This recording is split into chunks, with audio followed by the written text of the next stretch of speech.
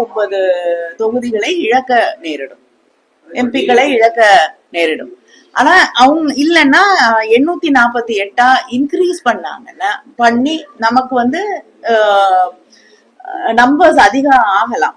ஆனா அதே நேரத்துல பெர்சன்டேஜ் கம்மியாகும். அதுதான் நமக்கு இருக்கக்கூடிய பயம். இப்ப 7 இருக்கிறது 5 குறைந்து என்னங்க.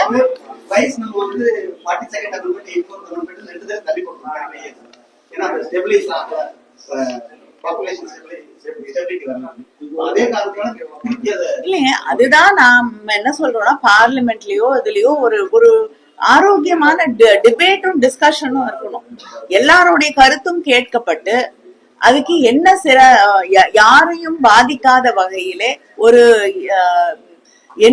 எந்த வழியை நாம் பின்பற்ற வேண்டும் அப்படிங்கறத ஒரு டிபேட் இருந்து விவாதம் இருந்தால்தான் நம்ம கண்டுபிடிக்க முடியும் ஒரு தீர்வை.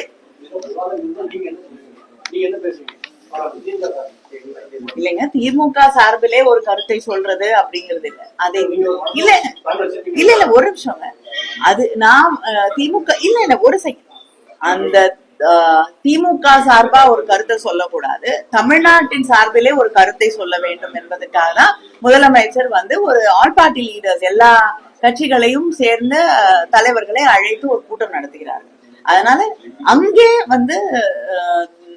திராவிட முன்னேற்ற கழகத்தின் தலைவர் முதலமைச்சர் அவர்கள் திராவிட முன்னேற்ற கழகத்தின் கருத்தை சொல்லுவார். ஆனா இப்பொழுது அடிப்படையாக இருக்கக்கூடிய கருத்து அப்படிங்கிறது நமக்கு எந்த பாதிப்பும் வரக்கூடாது அப்படிங்கிறது தான்.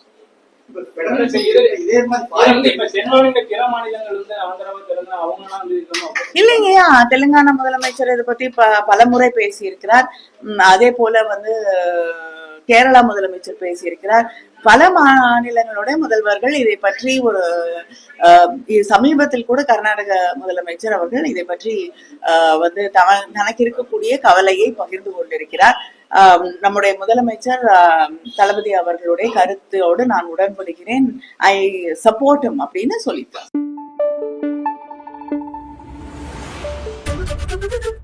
ஃபர்ஸ்ட் ஒரு டிஸ்கஷன் வேணும்ல, அந்த டிஸ்கஷனுக்கே சில கட்சிகள் வர தயங்குகிறார்கள். பிஜேபியும் அங்க நியாயமா அவங்களுடைய கருத்துக்களை சொல்லலாம்.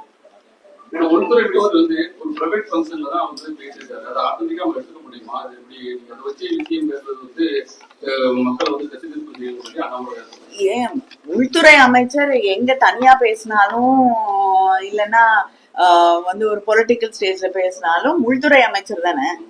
சோ அவருடைய கருத்தை அப்ப அவர் தனியார் மேடையில பேசினா அதை எடுத்துக்க கூடாது, பார்லிமெண்ட்ல பேசினா மட்டும்தான் அவர் உள்துறை அமைச்சர், அப்பதான் அவரோட கருத்துக்கு மதிப்பளிக்க வேணும்னு அவங்களே சொல்றாங்க. இல்லையா, ஆல் பார்ட்டி மீட்டிங்லயும் தெளிவுபடுத்துவதற்கான ஒரு ஒருமித்த குரலை எழுப்ப முடியும் இல்லையா. அததான் முதலமைச்சருடைய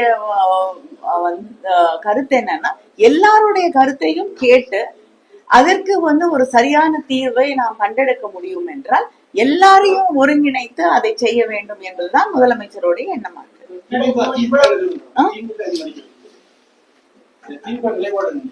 திமுகவுடைய நிலைப்பாடு தமிழ்நாடு, தென் மாநிலங்கள், மக்கள் தொகையை குறைத்திருக்கக்கூடிய மாநிலங்கள் பாதிக்கப்படக்கூடாது அப்படிங்கறதுதான் நம்முடைய நிலைப்பாடு.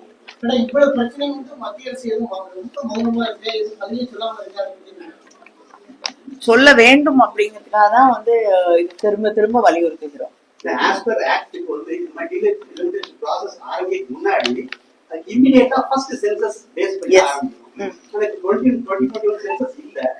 இல்லைங்க, இப்ப சென்சஸ் விமென்ஸ் ரிசர்வேஷன் பில் வந்த பொழுது சென்சஸ், அதுக்கப்புறம் டீலிமிட்டேஷன், அதுக்கப்புறம் தான் அது நடைமுறைக்கு வரும் அப்படின்னா.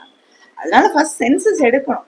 ஆனா இத நீங்க டீலிமிட்டேஷனை தொகுதி மறுசீரமைப்ப நீங்க அந்த பாப்புலேஷன் மக்கள் தொகை கணக்கெடுப்பின்படி மட்டுமே செய்தீர்கள் என்றால் தமிழ்நாடு மிகப்பெரிய அளவுல பாதிக்கப்படும். இப்ப நீங்க அவங்க சொல்றபடி இப்ப இருக்கக்கூடிய இதே எண்கள் 543 அப்படிங்கறத வச்சுட்டு நீங்க அத தொகுதிகளை சீரமைச்சீங்கன்னா நமக்கு பாதிக்கப்படும். நம்ம கிட்டத்தட்ட 8ல இருந்து